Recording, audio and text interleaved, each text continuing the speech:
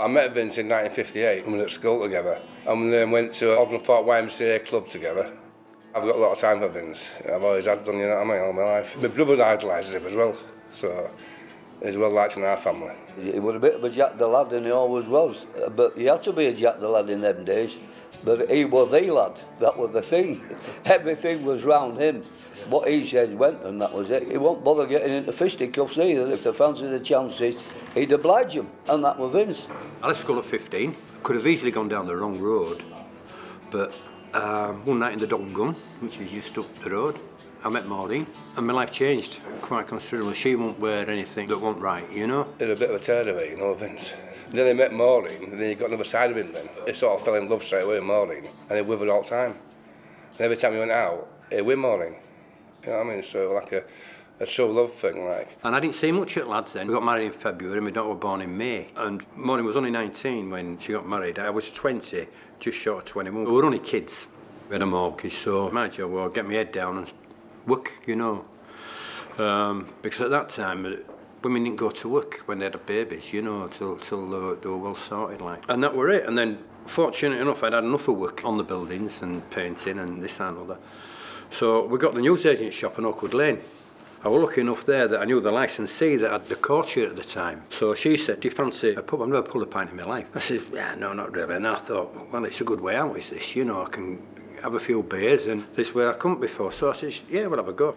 We did all right in the courtier, and I was lucky enough to get promoted from there up to the Compton, which is a vast pub. The Compton then was run with bands. You know, the band had finished and a pianist had come on with a drummer. It just didn't fit to me as a young kid. And I wanted to put a disco on. But my boss at the time then wouldn't wear it. He says, it'd be a bloodbath. He said, all the buses stop outside here, you know. From Seacroft they come down there, from Alton Moor they come down there, from Gibson they go there. All the areas stop outside the Compton. So I thought, well, you know, you may as well have a busy pub and have a fight rather than a quiet pub and still have a fight, you know, so let's go for it. And they invested the most money in it than they've ever invested in a pub at that time, which was £100,000, which is not now in this day and age, but at that time it was the biggest input. She was in charge of all the bar stuff, and I used to look after all the front end, you know. And we were a good partnership, I thought. She worked really hard. She was on the bar every night at 8 o'clock, and she wasn't one of these landladies that come down at 9:30, 10 o'clock, you know. She was there all night, like. It's down to teamwork. They always worked as a team, always.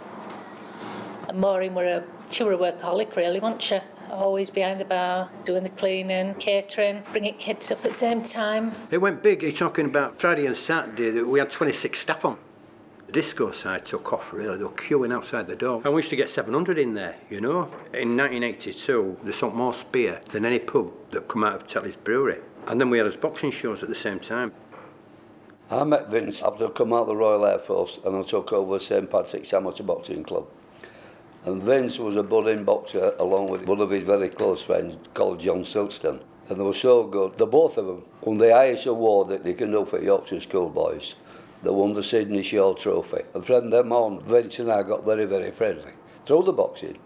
And we used to go to shows, and he was a great guy for getting other fellas to come and buy tickets to shows. And between us, we put shows on all over. You know, Irish Centre, Queen's of Town, up in Headingley, everywhere. And we're always a part and parcel of getting kids off the street that had never been anywhere to take them away to Germany, America, France, all that sort of thing.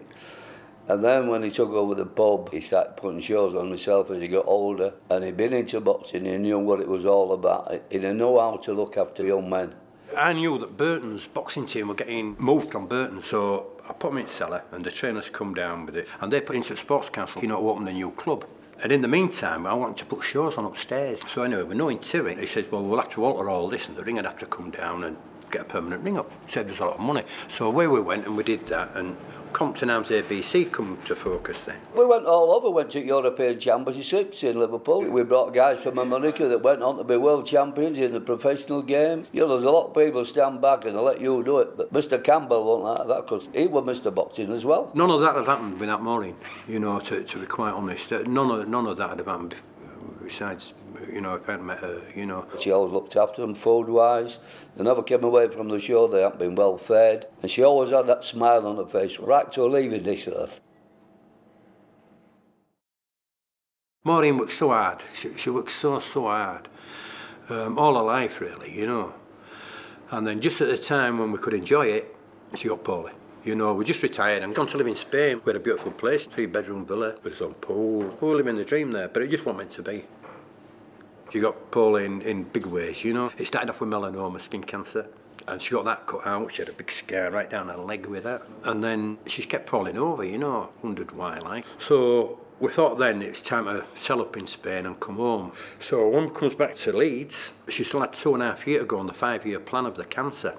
So she had all tests to do again, and they come out with this terrible illness called progressive supranuclear palsy. And it affected Maureen's legs at first, so she was wheelchair bound for a while, but she could still talk, and she could eat and swallow and this and other. But as time was going on, it was cutting parts of her down, you know. Where in the end, everything was getting fed through her belly, and her illness was very complicated. She had a stroke as well in the meantime. When I was in the hospital, I was in the bed opposite Maureen, and obviously that's how I met Vince. And I always remember Vince just come bounding through the doors. And he was always so positive. He'd hold a hand, he'd sit her up. He wouldn't even leave for a coffee. He wouldn't go anywhere. But then when things weren't going right for Maureen, you did see another side of Vince. And, you know, he was like, you're not doing this. You're going to make sure that my wife's all right.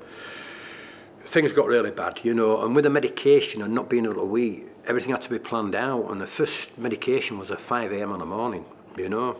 She had to have this certain tablet, which were 4 times a day. Right at the back end, it was 5 times a day, but she got put on it 4 times a day. And the consultant, she couldn't have anything through her body 40 minutes before or 40 minutes after.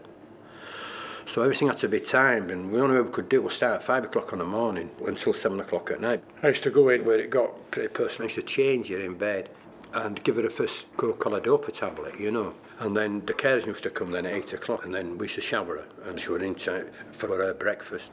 That used to take half an hour to go through her belly. And sometimes I'd look at him and you could see the pain really. And I used to think, what a wonderful man doing that and being so positive about absolutely everything. I saw a completely different side to Vince from what I've known for 40 years.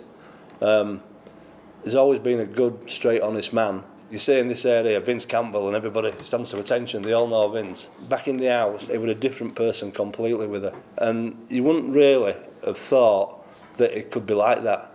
And it used to really touch me. He wasn't the, I'm an ex-boxer, I can do this, I can do that. It was Vince, this is my wife and I'm looking after her.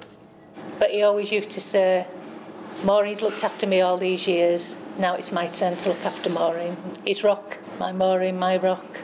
I could never imagine doing what I did for Maureen. I couldn't do it for anybody else. I couldn't be a carer. But when it's your loved one, you do it. You just do it, you know. I had cared firms in at first, and then we got our own carers, and it was just different. I had a carer there that used to come and help me on the morning, a carer that used to come at dinner time to help me, and a carer that used to come at tea time to help me. I had and also a carer that used to do a bit of cleaning for me. And I had a carer that used to help me put her to bed on a night that only lived in our street. That me and the full-time carer trained up. And we had a great team, absolutely a great team for the last 2 years. And she did get looked after, and that's something I'm very proud of, you know. The consultant says to me, if you look after it, it's a 7-year illness. She went 7 years, you know. That's immaterial, really. What you've got to look at is the times that you had together, you know. And I don't regret one minute of it. Life's too busy now, you know, it's a busy life for everybody out there. But when something like this happens to you, it brings everything home, you know. The best part of life is when you're with your partner. Never mind about the money side or any other side. Love is the best thing, you know. 47 years I was married when Maureen passed, and I reckon I've had a great life. You know, compared to a lot of people I know, I've had a brilliant life, you know, a brilliant life.